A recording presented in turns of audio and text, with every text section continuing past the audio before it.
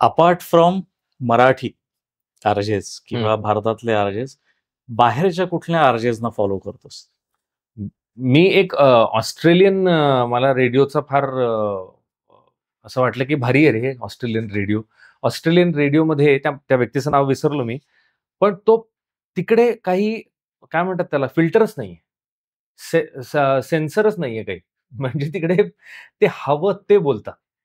आणि ऑसी गाय रिव्ह्यूज का काहीतरी तसा एक इंस्टाग्रामवरती का त्याच्यावरती हे पण आहे.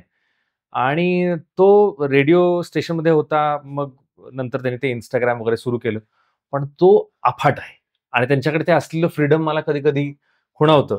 पण ॲट द सेम टाईम आपले आरजेस जे आहेत, त्यांना खूप स्ट्रक्चरमध्ये राहून पण एंटरटेन करायचंय.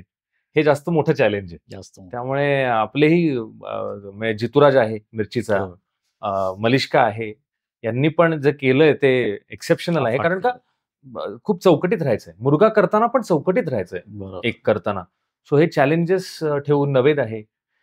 सो मला वाटतं की त्यांना असलेलं फ्रीडम मला कधी-कधी असं खुणावतं की काहीही करू शकतात ते, असं मला वाटतं. पण आपल्याकडे एक चौकट सांभाळून पण तितकंच छान एंगेज करणं हे एक चॅलेंज आहे.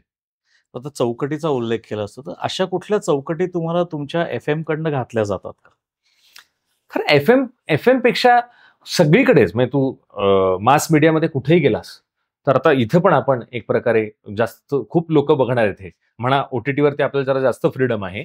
पण तरी सुद्धा आपण एक हे पाळतो ना, की काही रेसिस्ट कमेंट किंवा पॉलिटिकल कमेंट, काही धार्मिक बोलू नये, कोणाच्या धार्मिक भावना दुखावणार नाही तसं बोलू नये.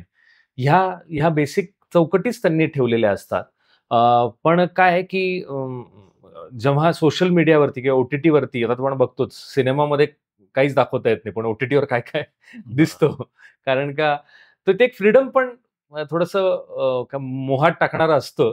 सो पण या अशा काही खूप रिस्ट्रिक्शन्स नाहीयेत. पण आहेत ते तुला सांगितलं ते स्टँडर्ड जे सगळ्यांना आहेत आपल्या, की ही भाषा नाही वापरायची, हे कस वर्ड्स नाही वापरायचे, धार्मिक, रेसिस्ट अशा कमेंट्स नाही करायच्या.